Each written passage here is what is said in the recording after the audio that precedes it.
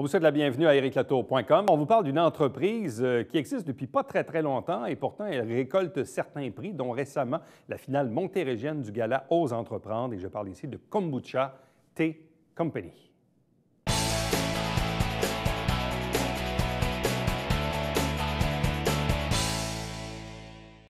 Si je vous dis le mot kombucha, Kombucha Tea Company, c'est une entreprise qui existe ici même à Saint-Jean-sur-Richelieu depuis un peu plus de 2 ans.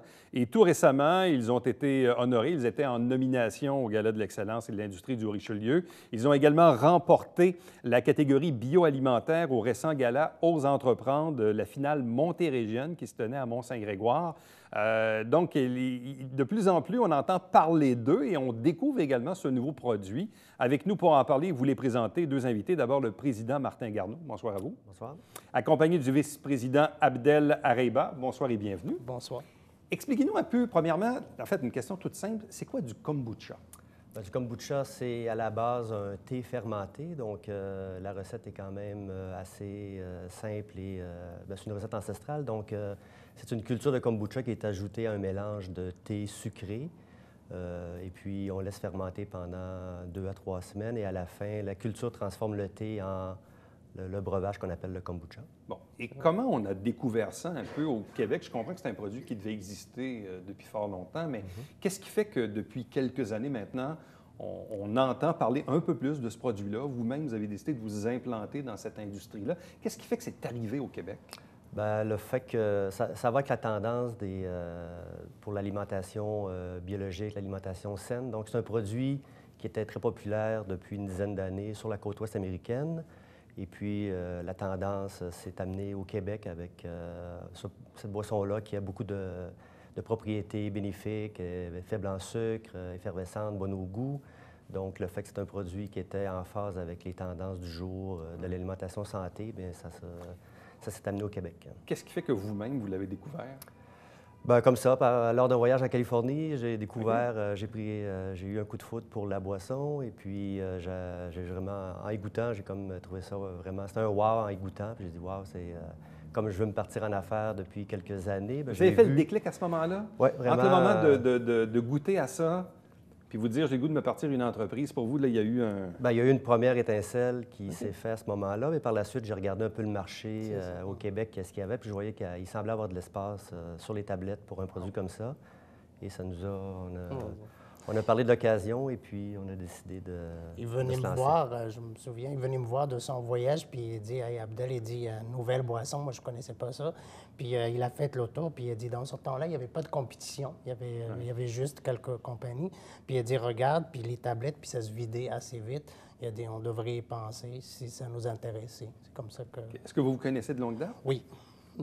Ouais, 18 ans, 17 ans, on a 18 travaillé ans de 18 ans chez Rheinmetall. Orlicon, hein. OK, c'est ça. Donc, tous les deux, vous avez travaillé chez Orlicon pendant c'est plusieurs années. Là. Exactement. Moi, j'ai travaillé pendant 18 ans. Orlicon, qui est devenu Rheinmetall maintenant. Puis c'est là qu'on s'est connus. On a travaillé ensemble toutes ces Et années-là. vous faisiez quoi chez Orlicon? J'étais ingénieur. Ingénieur, et vous? La même chose. La même chose. Donc, Dans le deux même groupe. ingénieurs. Dans le même groupe. Ouais. Et qu'est-ce qui fait que deux ingénieurs d'Orlicon, Rheinmetall, décident de se partir en affaires dans le kombucha thé?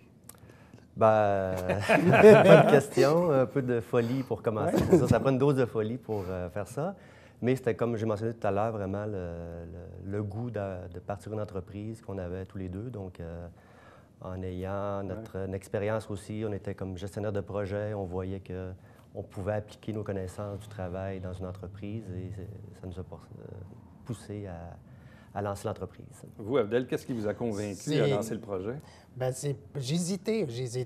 Honnêtement, c'était une décision difficile. Puis la meilleure façon, c'était d'aller jusqu'au bout, de l'essayer. J'avais aussi le goût d'essayer quelque chose de nouveau. Puis pour savoir la réponse, il faut l'essayer, puis on verra ce que ça donne.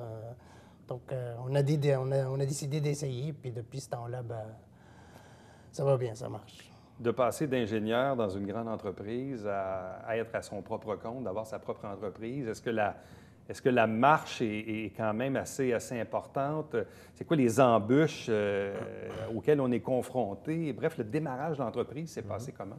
Bien, la marche est plus haute que ce qu'on s'imagine au début, parce que même on avait, dans nos deux cas, on avait géré des projets assez importants avec plusieurs millions de dollars, des projets complexes en développement, en haute technologie, etc. Mais lorsque tu es en affaires à ton compte, tu as beaucoup plus de variables et tu dois tout faire toi-même, donc c'est beaucoup plus difficile. Il y a un grand stress qui vient avec le côté financier, d'être capable d'arriver à joindre les deux bouts. Donc, je dirais que c'est à la puissance 10 par rapport à ce qu'on faisait en termes de complexité. Aïe, aïe, aïe. C'est 7 jours sur 7, ça n'arrête jamais. C'est toujours, on se lève le matin des fois avec la peur au ventre, mais c'est vraiment continu. Donc, ça demande beaucoup de support. Est-ce qu'il y a un jeu d'essai, erreur, oups, on s'est trompé, on recommence, on fait d'autres choses? Je ne sais pas, est-ce que dans les premières semaines, les premiers mois, vous êtes un peu dans cet état d'esprit? Pas au niveau du concept de l'entreprise, pas au niveau du produit, mais évidemment, il y a eu beaucoup d'essais-erreurs au début pour développer les processus, développer les recettes, être sûr d'avoir un produit stable à toutes les batchs. Donc, je dirais que la première année, c'était vraiment une phase de développement du produit, développement des recettes, mais jamais qu'on a pensé à faire autre chose. On était vraiment focusé là-dessus. À quelle étape maintenant est rendue l'entreprise? Donc, il disait, bon, première année, on est en développement, essai, bon. Et là, dans la deuxième année, si vous aviez à nous résumer la dernière année d'opération de l'entreprise? Bien, cette année, je vous dirais, ça commence à vraiment, on rentre sur le marché, puis on était chanceux, on travaille avec ce qu'on appelle en anglais des brokers, des courtiers en alimentation. On a des distributeurs aussi. Puis on date d'aujourd'hui, je vous dirais que à partir du 1er mars, quand on a commencé nos contrats avec nos distributeurs, on est à peu près à Montréal, Québec, Ottawa et Toronto. On est en Ontario. Donc, on commence à être un peu partout, ce qui est bon signe. Un nombre assez de magasins. Et c'est surtout quand on a eu le produit, la stabilité du produit. On a travaillé beaucoup le visuel aussi entre novembre et mars. Donc, une fois qu'on avait le visuel, tout ce qui va avec, ça partit. On disait tantôt, donc, nouveaux produits tendance. Il y a quelques joueurs dans l'industrie. Vous avez dit tantôt, vous avez mesuré qu'il y avait de l'espace pour vous. Là, on est 2 ans plus tard. Vous commencez à faire votre entrée sur des tablettes ici et là. Est-ce que ça va à la vitesse à laquelle vous souhaitiez? Bien, le démarrage est plus long que ce qu'on souhaitait. Donc, vraiment, comme Abdel dit, avant d'avoir des ententes qui se réalisaient avec la distribution, ça a pris pratiquement 2 ans d'arriver là. Donc, cette phase-là était plus longue qu'on pensait. Avant ça, avant d'avoir la distribution, on faisait les ventes par nous-mêmes, donc des ventes backdoor, en allant voir chacun des magasins. Mais depuis cette année, vraiment, maintenant, ça accélère très, très rapidement. Donc, maintenant, on voit que le potentiel se concrétise et puis ça va à une vitesse à laquelle on est capable de suivre. Puis, donc, présentement, ça va bien. Là. Puis, juste peut-être un mot, ce qui nous a aidé, parce que quand on commence, puis tu vas n'importe où, il y a toujours quelqu'un qui va demander un CV. Puis on était chanceux parce que la communauté, les commerçants de Saint-Jean surtout, ils nous ont vraiment ouvert les portes. On arrivait là, moi j'arrivais, maintenant c'est Pasquier, j'ai à Héberville, et j'ai à Gladieux. Le monde, il vous donne la chance. Puis c'est avec ça qu'on a bâti un petit peu notre CV. Puis quand tu vas voir un courtier, bien, il va toujours te demander « T'es où avant? Pourquoi je te prendrai? » Donc c'est à peu près la ville de Saint-Jean. Ça nous a beaucoup aidé jusqu'à Chambly un peu. Au début, pour au moins avoir une base, savoir comment ça fonctionne. Donc, pour vous, l'importance des épiciers locaux a fait une grande différence dans votre CV, là, dans votre carnet de visite. 100 ça a joué beaucoup. Sans ça, si ce n'était pas dans ta cour, c'est très dur d'aller vendre ailleurs si tu n'as pas vendu chez toi. Donc, là, il y a combien de saveurs ou de produits différents? Donc, on a sur le marché 4 saveurs et puis on en a 2 additionnels qui sont également certifiés biologiques qu'on garde en réserve pour sortir au moment opportun. Et quelles sont les saveurs que vous avez actuellement sur le présentement, marché? sur le marché, on a gingembre, limonade lavande, orange cardamome et racinette root beer. Est-ce qu'il y en a une qui est plus populaire que les autres? Je dirais qu'il y en a 3 qui sont à peu près au même niveau. Donc, gingembre, limonade et orange, à peu près également populaires, dépendamment des points de vente. Ça varie un peu. Racinette, un petit peu moins populaire, mais je dirais que c'est à peu près ça la distribution. Là, jusqu'à présent, vous avez environ combien d'employés? Présentement, si je fais un calcul avec les membres de la famille, on peut compter qu'on est 6 parce qu'on a beaucoup d'aide familiale. Moi, j'ai 2 enfants. Abdel, sa femme fait la comptabilité. Ma copine nous aide dans certains aspects. Donc, à temps partiel, on peut compter sur 6 personnes, mais on est vraiment 2 à temps plein. On a un stagiaire actuellement. Donc, et là, pour vous, ça va être quoi la prochaine étape? En fait, 2 questions, parce que s'il commence à avoir un réel engouement, que vous avez plus d'endroits à distribuer le produit, est-ce que vous êtes équipé à faire face à la musique? Est-ce que vous êtes équipé dans l'hypothèse où vous avez un heureux problème, où vous avez une demande, êtes-vous capable de fournir à la demande? Oui, bien, dans l'année, justement, l'année qui nous a amené jusqu'en mars cette année, on a fait un projet, si on veut, pour s'équiper justement pour être capable de faire une production quand même assez importante. Donc, en termes d'équipement, en termes de capacité, processus, on est complet. La seule chose qu'il faudra ajouter à mesure que la demande augmente, c'est du personnel pour nous aider.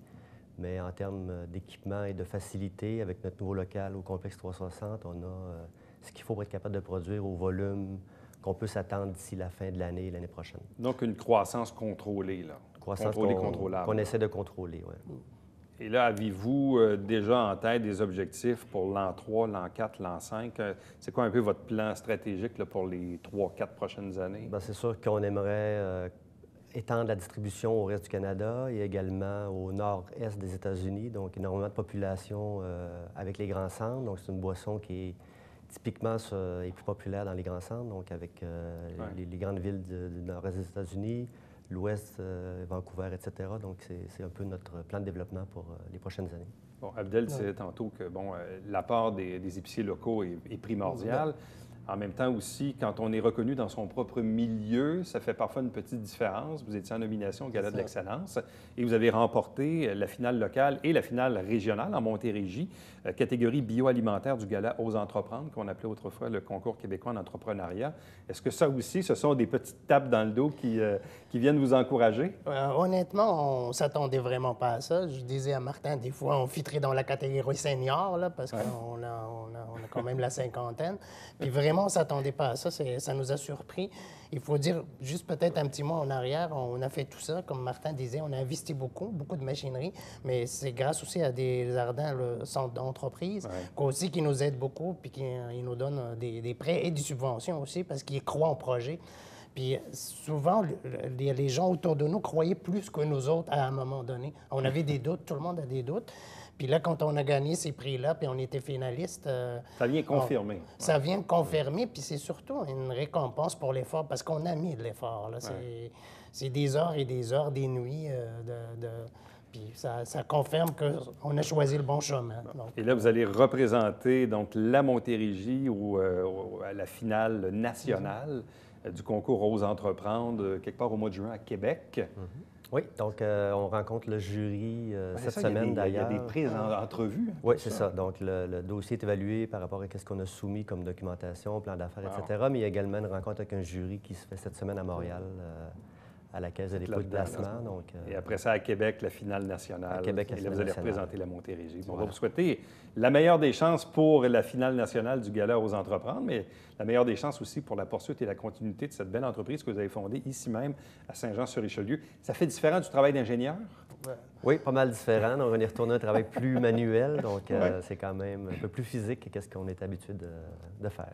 Mais tout ce qui est autour, la gestion, tout ça, c'est la même. Donc ça nous aide beaucoup. C'est pour ça qu'on réduit le nombre d'employés.